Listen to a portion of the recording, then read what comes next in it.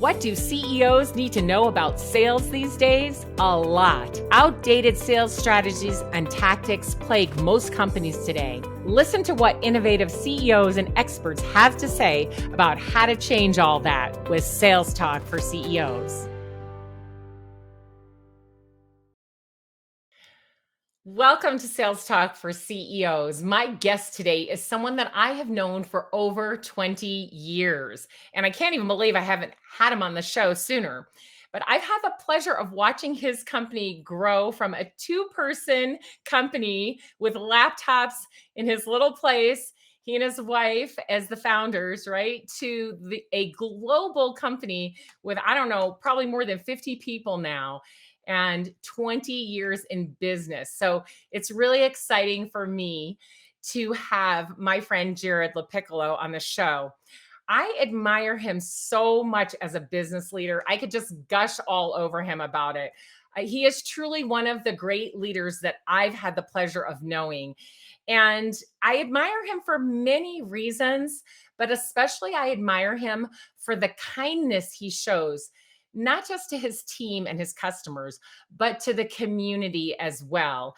And he has kept that throughout his growth over 20 years and shown it in so many ways. It just gives me the chills when I even think about it. So I'm really excited for my friend Jarrod to share his journey of how he's grown sales and maintained this amazing culture at his company. Welcome to the show, Jarrod. Thank you, Alice. I'm very happy to be here. And I was wondering too, like, why haven't you invited me? And I think because mostly I'm a troublemaker. And so I figured you got to wait, we don't want to, piss off any of the audience. So, Exactly. But no, thank you for having me. I'm really excited. I've been looking forward to this. So yeah, just let's talk, Yeah, I'm going to just warn everybody that Jarrod has been known to drop an F-bomb from Yeah. time to time. So just don't worry. We'll just keep going if he does that. We're not even going to bleep it out. It's just Jarrod and Yeah. it's just fine. So, gosh, I was so excited to be at your 20th anniversary party. Thank you so much for inviting me. I just felt so much like part of your family, even though I didn't know all the people. All the people came in from the UK and so many people that you've hired over the years. I still felt a warm welcome from everyone. And it was really just such a pleasure to be there. So tell the audience, let's just start with, telling them a little bit about Nobel Studios and what you do today. And then we'll rewind to capture the whole story. I love it. And thank you for being there. It was always great to see you. And I know we're in the community the same, and we kind of bounce into each other here and there. And you were part of those early days. And so I'm looking forward to diving into some of that discussion. But yeah, as of right now, I'm the CEO of Nobel Studios, and Nobel Studios is a creative digital performance marketing agency. So say that 5 times fast. But effectively, we, really build digital infrastructure, so websites and landing pages, and where effectively users are at, and then we own the creative side.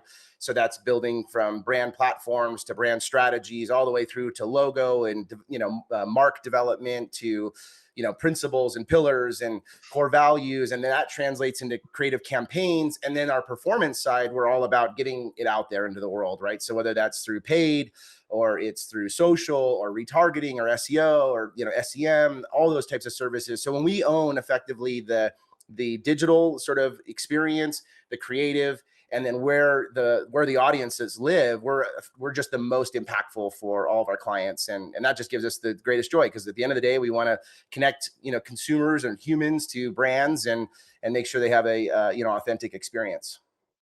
And who is your target audience? Who is your company aimed right at? Yes, our ideal client profile.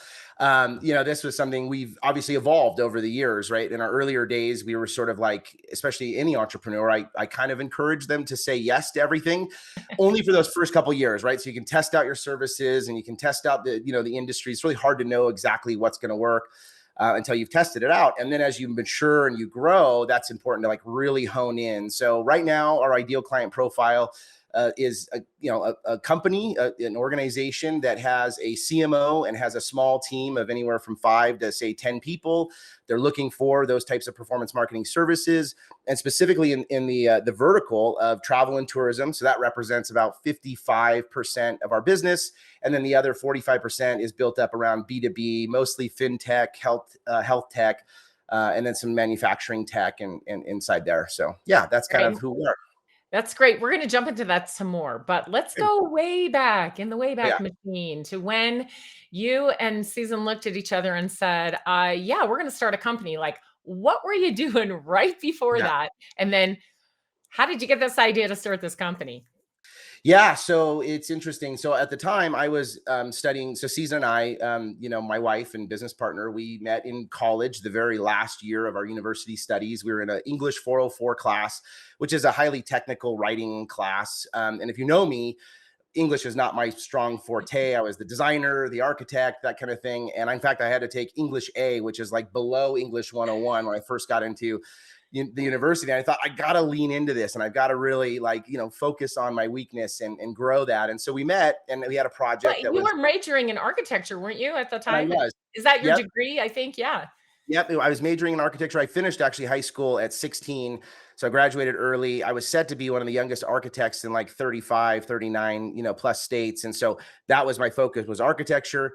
In the very last semester, I had to take a very technical writing class, because if you think about architecture, there's all those documents and codes and books and everything you got to read and present, right? You also have to present quite a bit of content. And so Susan and I got linked up on a project, and our job was to present information about a company. And we decided, well, what if we built a website instead of a PowerPoint or a white paper or a board or something. And so all of a sudden we hit it off, right? We're like, oh my gosh, we're in together on this group and we're doing really well. And she thought I was a big slacker because I showed up in my longboard and my visor sideways, like total from the 80s kind of kid.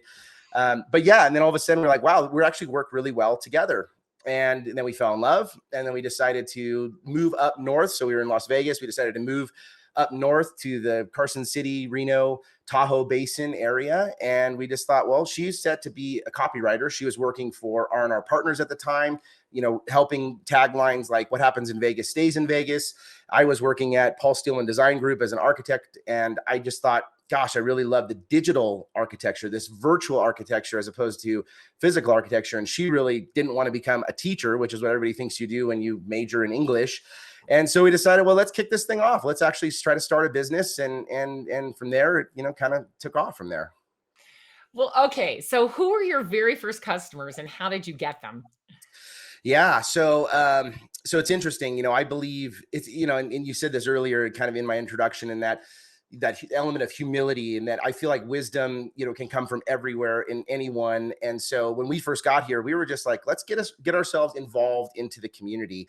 And so we started sitting on boards, we started attending networking events. And because of my background in architecture, my father is a contractor. My stepmother was running Coldwell Banker bestsellers here in Carson City. So yeah, naturally we're around the construction and real estate and mortgage industry. So we just started attending, making presentations at these sort of trade shows, at these networking events, and sitting on a few different sitting as a board of director for some of the boards. And then we just all of a sudden started landing a lot of real estate clients because it was sort of in our blood. We could speak the language, right? We knew exactly the infrastructure and industry. And so, yeah, so we started building like turnkey services. And I think our first website we sold for like $599. And it was like, that included hosting and everything. And now, of course, we're in the $500,000, a website these days. But yeah, so it's just, I would say early days was kind of the construction, professional services, real estate, mortgage, those kinds of, those clients. There was abundance of them as well. As founders, you did something that was highly unusual, really. I mean, you got out there and networked. Like a lot of Yeah. founders don't recognize the potential in their network and their Yeah. connections and getting out into the community, right? Or they might Yes. think the community that they're in doesn't have the people they're going to buy from them. But of course, that is not true. No. It always behooves you. And that is how we met. In fact, I believe Yeah. through a networking event. It might have been in even the NCET or Yeah. EDON or something like that in our community. And that's the way Yes. we met. And then we've done business together over the years with Yes. different clients. And you obviously knew somehow, either from your parents or just, yourselves, you knew to get out there and go network and be seen, right? So that Yes. you could meet people. And I think in the startup world today, whether it's a tech startup or any other kind of startup, getting those connections early on is fantastic. And I, a lot of smart founders build an advisory board or an advisory Right. council who will open their network to them as well. And I think by you going out and connecting with the right people, they open their networks to you. So inadvertently, you were kind of building this, right? I love that. So your first clients came from what you knew, which was construction and real estate. And that makes so much sense. All right. So you were doing the selling, Season was Yep. doing the selling as founders. You were out there doing founder led sales. Yeah, yeah, and in fact, I remember, I don't know what book this was, but early days, it wasn't like Rich Dad Poor Dad, but it was one of those in that series. And I remember there was a quote there that said, "You can have the best idea in the world, but if you can't communicate it or sell it, then it doesn't matter. It's just going to stay behind closed doors." And so, and you see this, right? You see this over and over and over again. There's always even using the restaurant analogy, there's the front of the house and then there's the back of the house. And so and so if you think about this concept of like getting your message out there, communicating, widening your sphere, right? Because we all have our sphere of influence, and most of the times it's geographically based and such. But the more touch points you can create, the more opportunities you're exposed to. And we always looked at that just that way. It was like like I said, anyone has the wisdom, anyone has this. So every meeting was actually, in my mind, was created equally, as opposed to some people might be like, well, I'm not going to meet with that person because they're so low on the totem pole, or they really can't be, but everyone knows other people. And, I mean, the Kevin Bacon, 2 degree separation, and so Right. it's just awesome that, if you can go into business with that mindset that your job is not just to create a service or a product and fill the need and, answer to the demand, but actually to go out there and tell the world about your services. It's necessary. And a lot of these startups these days, they get seed money or whatnot, and they're not built of the makeup to actually go out there and push their idea and to network and to build partnerships and all those other pieces. So whether you're funded or you're not funded, you really got to be putting yourself out there, and you've got to be communicating. You've got to be telling your story. But most importantly, you got to listen to other people's stories. And that's the best way to make a friend, right? Is to listen, not to talk. And I'm doing a lot of talking. So, Yeah. Well, that's why you're on the show today, though. And, that's why we have Sales Talk for CEOs, so that right. CEOs can learn from other CEOs, and all of those who support CEOs can learn and help their CEOs. So it's really important to share these stories. Yeah. Yeah, you can't, to experience it through someone else can really help you figure out what you want to do. That's what I love about Agreed. interviewing people on the show. So, all right, so you guys are doing all the selling. At Yep. what point did you start to realize, okay, gosh, there's so much to do. I've got to sell and deliver, which is what you both did in the beginning. But now Yep. we're growing big enough that I can't do everything. Did you hire others to do the work, or did you hire others to do the selling? And, of course, I know you've always stayed involved in sales, but tell us how it grew. Yeah. No, great. Really, I mean, honestly, a passionate subject of mine. So, in those early days, I also believe that an entrepreneur, needs to wear multiple hats, right? And really, and also has to demonstrate that they can do any one of the jobs that anybody else can. And that really creates a healthy sort of servant leadership following of your employees and your team members. And so, as we were selling, you naturally will sell or, hit your capacity. And that was what was happening, right? We ended up having about 5 different employees that were servicing the business that I was selling at this point. Now, Season started to pull more internally and working more on operational things, right? HR, finance, legal, benefits, right? Culture, all those elements. And so there was a necessity to have her focus on that, which removed her from going out and networking and such, and it really pushed me to go out and build more relationships. At that time, I'm also wanting to, I'm selling my brand, right? I'm selling promises to clients. So I want to make sure I can follow it all the way through, from like the sale all the way to the finished product, the launch, or whatever, we were assigned to do. But at some point we were starting to hit this capacity. And I think we had year over year similar revenues. And we thought, well, this isn't what we want. We want to grow. We know we have something of value. People tell us it, you get repeat business from it. We're getting awarded by it, by going, submitting ourselves for awards. And so we have proof points that we have a proven business model.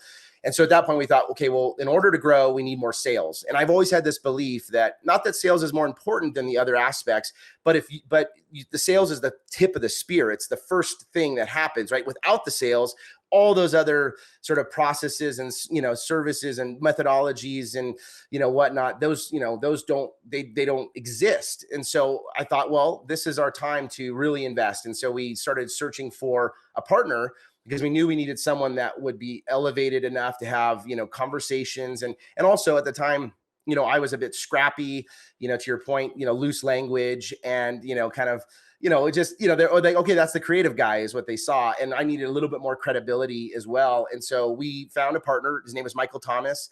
And we brought him on board, and we knew he had a deep Rolodex. And we told him that we had a deep Rolodex, he told us that. We knew he did. He was well connected in the community. And we thought, all right, well, we're already servicing a lot of the Bay Area. Let's tap deeper into the Reno and Nevada market while also, expanding our Bay Area footprint. So that was the kind of a major turning point, was an investment into really like a high octane, sales person, but was also listed as our VP of client services, and then ultimately became a partner later. But I think that kind of investment is needed. And I remember there was a conversation with Michael at the time, because he was, he's a smart man, and he looked at our finances and he said, "Can you guys even afford us? Or afford me, excuse me." And we said, well, yeah, for about 3 months, but if you don't bring any sales in, then it's not going to work, and of course it worked. And we had a great 10-year relationship of growing the business. But that was really a turning point, was we recognized we had a good company, we had a good product, we had a good service. We wanted to scale it. We were hitting our own capacity of time and energy and sphere of influence. And so we needed to naturally add someone into that fold. And at that point, we started adding more salespeople underneath them, and we built a whole sales culture that allowed us to scale to the size we are today. So, Wow. All right. So I remember the days of Michael Thomas way back yep, when, and that was exciting. I remember when that yes, happened.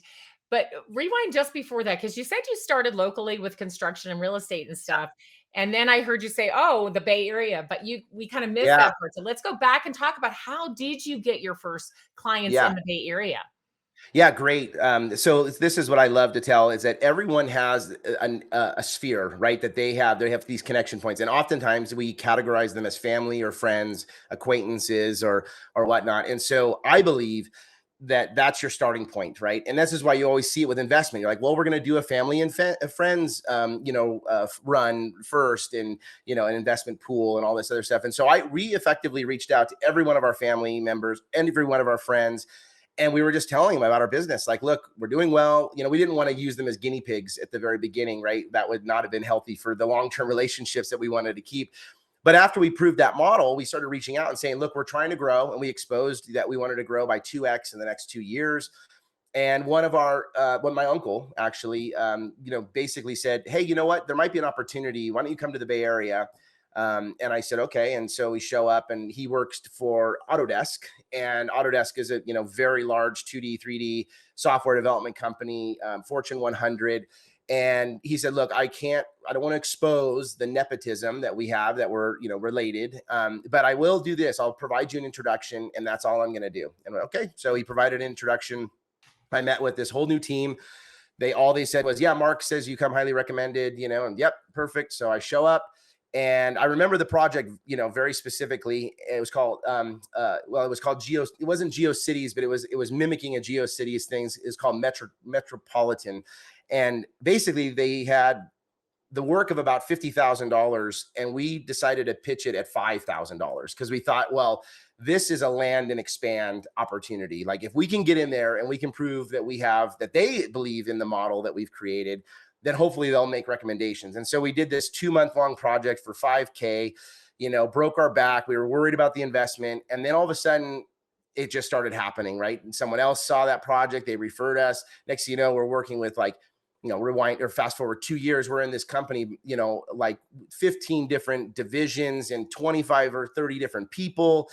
And then, of course, the great, sort of, depression, whatever you want to call it, great recession, everything that we all went through, right? We were all depressed and recessed, but that broke up everybody, and they had a huge layoff, and they all then went into all these different companies, right? This is in the Bay Area. So within about 6 months, I'm getting calls from Microsoft and Intel and Cisco and Google, and, and it's just blowing up. And all these people are like, hey, we landed at this new location. Remember, you used to work with me on this project. And then we just went after it. We just dug our teeth in and just was in the Bay Area every 2 weeks. We called it hunting. So we would go there and hunt, and then we would bring it over the hill and we'd harvest it on this side of the Sierras. And we joke, we would say, hey, we're, inshore versus offshore, because that was at the time, there was all this bad reputation around offshoring services, and it wasn't going to come back clean, even though it was cheap. So here we were able to offer like discounted pricing because we had lower cost of living in Nevada. We're also a 3-hour drive, or, a 5-minute phone call, same time zone. So yeah, we really just kind of took advantage of that and mined. If you think about mining, we just mined that vein until it was either dry or it opened up to even more of a mother lode. Yeah, amazing. And what I love here is that you invested, right? So instead of Yeah. investing money in advertising and other Yes. things, you invested it in this client, and you didn't Yes. charge them as much as you could have possibly, Yep. but you invested to get to a place, right? You knew what you were doing, and you Yep. all worked your buns off. I remember that, to Oh yeah. make that Yeah. project fantastic, and they loved it. And so they became referenceable, which is Yes. so important when you're in the beginning, when you're starting up. You've got to have some referenceable clients, and then that gives you leverage. And for you, Yeah. it was a huge springboard, because there are other departments like, wait a minute, who did that work? Can I get introduced to them? And soon they were coming to you instead of you going to them. And this is, the next thing you said was, these people during the, Great Recession left and went other places. And then they called you because you had done such a great job. They Yeah. remembered. And when they landed somewhere else, they called you. And this is why it's so important for companies to keep in touch with everyone. And LinkedIn makes it so freaking easy for you to just, follow people when they get a new job and know where they are and just stay in touch with them. It just makes it so easy. So you really spread like wildfire through the Bay Area and these bigger companies because of that, because of the great work you did, and because people remembered. And when they left and went other places, they came back to find you, which is Yeah. amazing. So you were working with a lot of, good size Fortune 500 Yeah. companies, little teeny tiny Yeah. company in Reno, Yeah. Carson Yeah. City first and then in Reno, right? All right. So the growth really started happening, and you Yeah. were doing a lot of different kinds of work for different companies still. Yeah. Let's talk about when you first started to really niche in. Like, how did you find your niche and go, wow, like we really knock it out of the park in this niche, and we Yeah. want more of this? Let's talk about that. Yeah. Yeah. So, one other thing, and this will lead into that, is that I remember early on, I remember asking when we would take on a project with a company, I remember saying, what does success look like in a year from now? Right. And that's so simple. And it's so, but it was, I don't, there's something about it. I just felt bold enough to ask that question. And then I went one layer deeper. And this is why I believe they called us afterwards, as I asked, what is in it for you personally? Like what, so yes, I understand what success will look like. Okay, we bring in more impressions, whatever. We have a better user experience. We win awards. But what's in it for you, Sarah, who's working at Cisco? And she would say, "Well, I'm looking to get promoted, and I want to build a team, and da da da." And once I knew that, right now, I can connect both things. So as we produced our services, we were able to do both things. We both, served the company and then served the relationship, the person. And that I truly believe is one of the things as to why, because at the time we weren't providing such stuff that was so unique and so different that we were the only ones in the world that were doing it, but it was the way we were doing it, which I think resonated, and especially in that sort of really high octane growth Bay Area. So that was kind of lead us into, like, of course, a collection of brands, right? And we started working in all these different industries. And I remember thinking, wow, we made this statement that we operate on a 30% learning curve every year. One, the industry changes that much, right? The digital landscape, how you advertise, all those things. And then two, the industries that we were working in, there was always a learning curve. So great, we picked up Subway, but now we need to learn about that, and how they, get their revenues and how they do their advertisement and how those stores are franchised. And so there's always this built-in learning curve. And then of course, when you want to grow non-organically, you have to start to target, because we were growing organically and eventually you're going to hit that capacity once again. And so we found ourselves, gosh, we're hitting this organic capacity because we're getting referrals. And while that's the best, kind of business, because it comes in warm, you don't have to spend a lot on the business development time.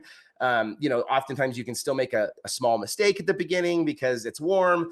But the problem is you're introducing a learning curve to all of your staff members. So your cost of that sale goes, up, and then at the same time, you're spreading yourself thin from doing the really good work. And so what we started to find in the Bay Area was our first real tourism client was we landed Union Square. And so that's the 27 block shopping district right in the heart of San Francisco. And we thought, wow, this is really cool. The way that they're measuring success is about building experiences for people and building memories for people. So the way you communicated, you weren't selling a product or a service, you were selling an experience. And we just thought, Right. this is, So pause it yeah, for a second and please. talk about how you landed, because like that was kind of Yeah. out of what you were doing. You were talking about Microsoft and Cisco and Yes. Autodesk, and now you're talking about Union Square. I mean, Yeah. how did that even happen, right? Well, and back to Kevin Bacon, we got to tag him, by the way, on this show and see if he'll respond. But no, everyone's connected in some way or another. And so what we found was we were working for a big, large architecture firm called SOM, and they're the same architecture firm that builds all the Apple buildings. And so they were a progressive architecture firm. And this guy, Brad, who was an architect and designer inside there, was doing some freelance work. And he said, hey, because we were working with him, he was on the client side. And he said, I have a friend over at Union Square. We're thinking of pitching to redesign that website. You guys did such a great job building this website. What do you think about partnering on something like that? And we said, oh yeah, let's try it out. And so we went in and we pitched and we won that business. And so again, leveraging those relationships and contacts and doing a good job in one space or one industry opens up those opportunities for another. So that was kind of effectively how we really landed into that, springboarded us into the tourism space. Love that. Love that. And so that was a fun project, I know. And Yes. then was there, talk, a conscious decision, team talking about, hey, we love this. Let's go this direction. How did that happen? Yeah. So when you have so we started building out a sales team, and what you'll find, right, is that when you think about sales, you want to always think about, like, how can we close, that time frame to when you can close a piece of business. And when you think about what's the natural, easiest way to sell, is you want to sell something you already have an experience with. You have a case study. You can show that you've proven this. You have those proof points. You have testimonials or references or awards you've won for this. So naturally, I remember a friend once said this: be careful what you're good at, because you're going to get a lot more of that, and so that's what happened, right? We saw all of a sudden, we're like, wow, it was a lot easier for us to sell to the tourism space, because they saw, wow, you did Union Square and now you're selling to Inyo County, a website. We're like, well, Inyo County's like, well, we're with the big dogs. These people, built the website for San Francisco, effectively the tourism division for San Francisco. And so you naturally sell things that you're comfortable with or you have experience with. And again, back to what I loved about the tourism space was that, it wasn't all like hard numbers and, got to sell this number of widgets or you're gone, or, you got to, sell these number of appointments or you're gone. It was very much about selling these experiences, and you were along for the ride. And those people are very like lifelongers, if you will, in the travel and tourism space. So we just naturally started selling things that we were good at. But we also found that we loved this. We got to visit these locations. We got to hear about these stories and how they brought people over from the other side of the world, and how they experienced this destination or this city or this town or whatnot. And so yeah, we just naturally started growing in that direction. Yeah, and I'm going to urge you to take a look at the Nobel Studios website. We'll put that in the show notes to look at some of the companies they've worked with, some of the travel and tourism, some amazing, amazing projects that you've done. I love the Awe and Then Some Yes. project. Tell Yeah. us just a little bit about that. Yeah, thank you. That you must have done your homework. So that was one of our most recent campaigns. We rebranded Tahoe South, so the south shore of Lake Tahoe, to Visit Lake Tahoe. And what we found was that people that were in a 50-mile radius from Lake Tahoe They knew north and south, east, west, but as soon as you got beyond about 100 miles, nobody knew. They just referred it as Lake Tahoe, and they might have an early child memory or whatnot. And so what we thought was, okay, Tahoe is needing to really focus on sustainability. It's in their stewardship plan. It's brought down into their strategic plan, and it's even into their stewardship messaging tenets around how to act like a local and treat the lake the way it should be treated. And so we thought we need to go out to market with a better campaign. And so we started targeting a sustainability audience, those that either showed interest, to do activities that were, less of a carbon footprint, or they wanted to travel during off seasons because they wanted more of an authentic experience.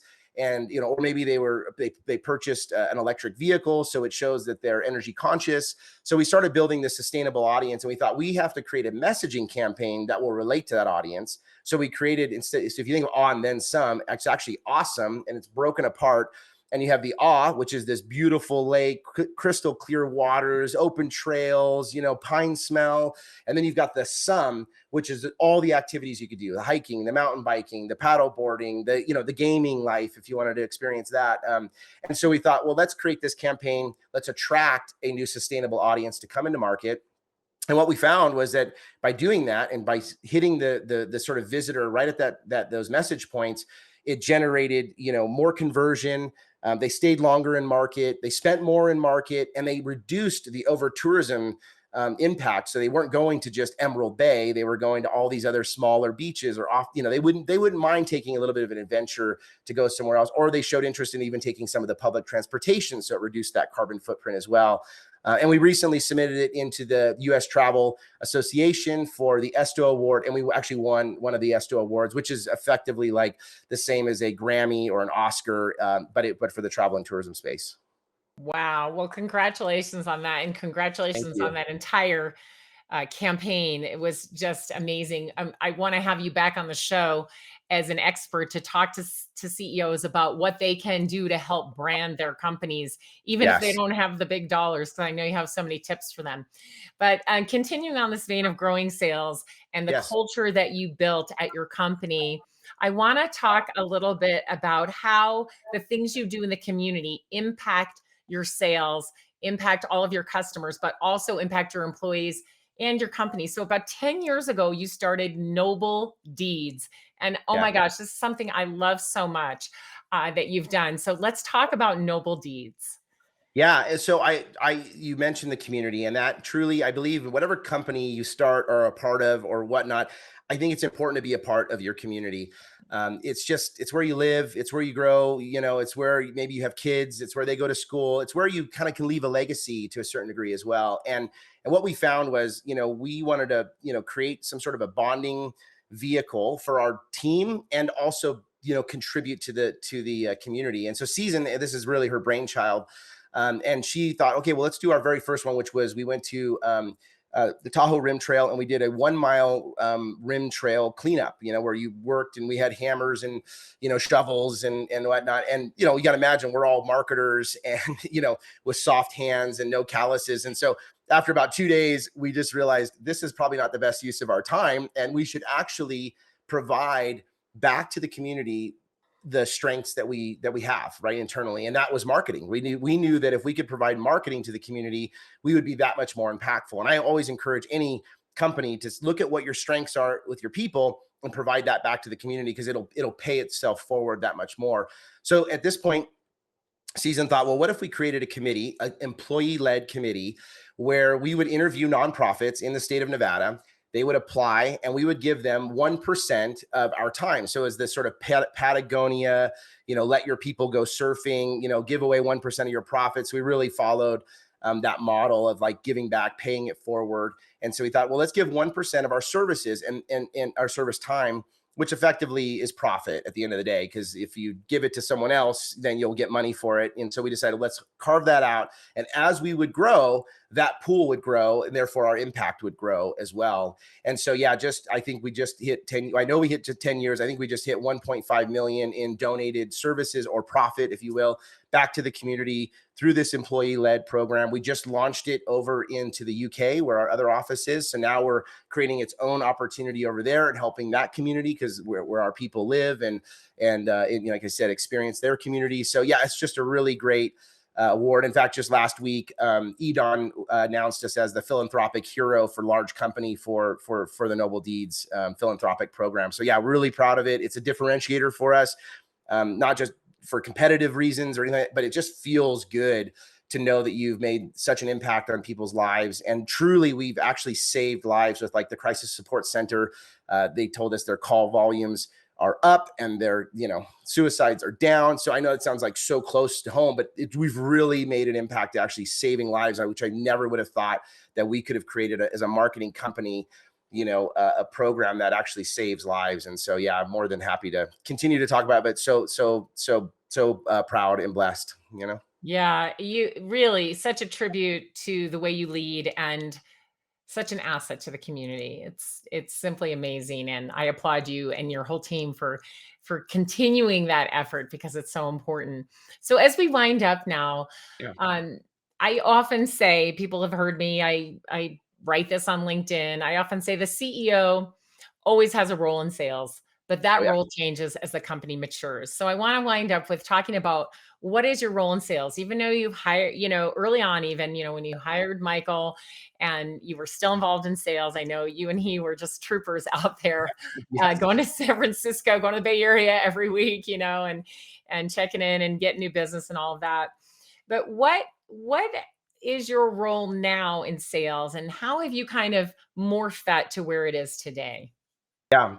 So, in our early days, as you mentioned, we were pounding the pavement, shaking trees, kissing babies, right, whatever we could do to bring in sales. And then through that process, we actually built a really healthy, sales team. We had about 6 sales team members, and they were quasi account managers, but mostly they had sales goals. They got commissioned. They were incented to do that.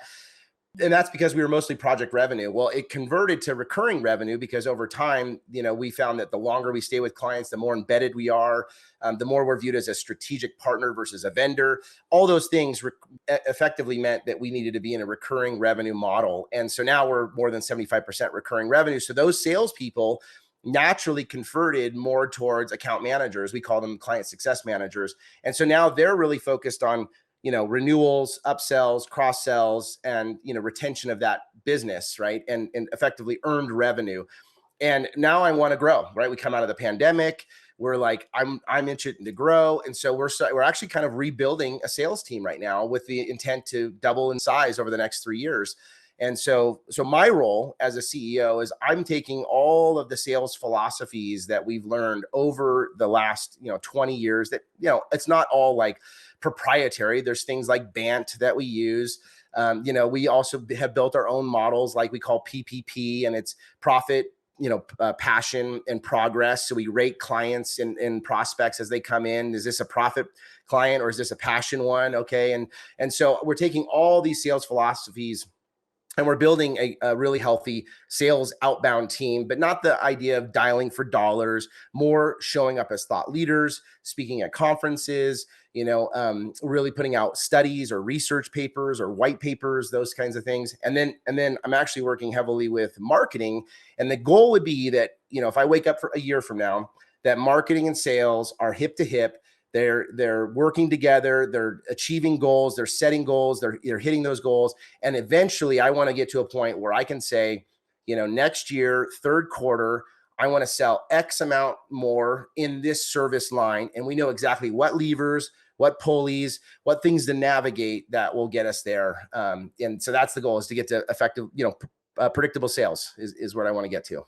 So you have these account managers, client success managers who meet with your clients and make sure they're happy. And then I'm sure that you have a way of having them bring you in as needed. So tell us a little bit about that. How do they use their CEO properly with your existing accounts? Yeah, so we call ourselves and other executives executive sponsors. And when we land a new piece of business, right, there's a welcome email that comes from the CEO, myself. I give my personal cell phone at that moment. I explain our mantra and our belief, and that we're always going to strive to be better every day, and for you and your clients, and da da da. So they get this really healthy welcome email. Then we call them QBRs. So every quarter we're meeting, we're doing a quarterly business review. We're looking in the past, we're looking forward, depending on the size of the client, if they're a growth client or they're one of the P's, which is progression. So we can progress this client, then I'll attend, because my time is limited. So I can only spend it in so many different areas, even though I do want to give it to everybody. And then at renewals, right? Whenever there's a renewal, I come in, I'm usually in those renewal meetings, thanking them for their business, asking what we can do differently. We also do, to a certain degree, it's our own version of a net promoter score, but we send out, basically a relationship survey, and it comes from Jarrod. So it comes from me. I get the results, and I ask very honest questions like, is our team anticipating your needs? Are they being strategic? Are they bringing you ideas before you have these ideas? Are they responsive, communicative, like all those pieces? So there's still a very high level role that I play in that. And then outside of that, if there's net new business where it's a big name, it comes in from a referral, someone that I knew and was bringing in that referral, I always attend that first meeting, bless it, do the introductions of the team members. Depending on the size or the quality of that, I'll either stay all the way through the sale, or I'll just let the team manage it. But quite an active role, still staying in with our existing customers, and then also playing a role with our net new opportunities. Well, I love that you have triggers. I heard you say Yeah. several things. This is what makes our sellers know, our client success managers know when to bring me in under Yes. these circumstances. And because as every CEO has so many hats to wear, doesn't matter whether you're a startup or whether you're 20 years in, Yeah. right? You're still Yeah. always wearing all of these hats, and your time is limited. So it's really important to teach your sales team when to bring you in and when it's not time to bring you in, right? It just Yep. is important for them to know that. It's like, here are the triggers that tell you to absolutely bring in the CEO or another senior sponsor, right, from the leadership team. So, 100%. Yeah, and in yeah. fact, that I would just say and add to that, each client is uniquely different. You can, with a wide paintbrush, say this is when you should bring me in. But certain clients don't have board meetings. So if I were to say, hey, every board meeting, bring me in, or every major marketing meeting that we're going to be presenting new brands, or some major shift in the relationship, or some major milestone, bring me in. Some don't have that, and so I think you need to have a wide paintbrush, but then look each one surgically and saying, okay, this would be an opportunity to bring me in. And then other times it's like, what, that's a small client. They already have a really good relationship with you. I don't need to have a relationship with them. And that doesn't sound, it sounds bad when I say it out loud, but it's the No. reality of, some don't need me there and some don't want me there. They're like, they get nervous. Like, why the hell's the CEO here? And so, but I think it is, if you can create, triggers, to your point, like we have a document called the executive sponsorship, and it kind of does this, healthy outline as to when to be brought in and when not to. The one thing I will say, which is really, I'm knocking on wood when I say this, I used to be only brought in when there was problems. And I don't get brought in that often. I mean, it's like very rare that we're having problems. Our team has processes and systems and standard operating procedures that really mitigate. And we have levels within the company now that, unless it really gets escalated and really bad, that's when I maybe come in. But that's so far and few between. I used to joke and say my cell phone was also a fire extinguisher, and then I would have to put out fires all day long, and we just haven't had that in so many Yeah, years. it's really the worst use of your CEO. I mean, it's necessary sometimes, but it's Yeah, really the very worst use, the right? worst. We Yeah. want to be there proactively and Yes. do the things Yeah. that you mentioned, asking them how the team is doing and sharing some thought leadership and helping them grow, right? That should That's be right. the role of the CEO, not putting out fires. And I'm glad that you don't have too many of those to put No. out. No. Oh my gosh. Well, it has been amazing talking with Yeah. you. I know we could go on for hours. Yeah, we could. Yeah. And I definitely am gonna have you back on the show to share some ideas with all the CEOs out there on how they can, market their own brands. And I I love it. just really appreciate you. I appreciate everything you do for your company, for your team, for your customers, and for our community, not just here, but globally now as Yeah. well, Mm. with your office in the UK. So thanks so much for being on the show. Well, thank you. And thanks for all those early days of even helping us out. You paid it forward and we were the small fry and you were the big. And it's just, we've always been connected and I've always loved our relationship. And so happy to be here today. Thank you. Yeah, you're welcome. If you enjoyed the show, please like and subscribe, and we'll see you next week.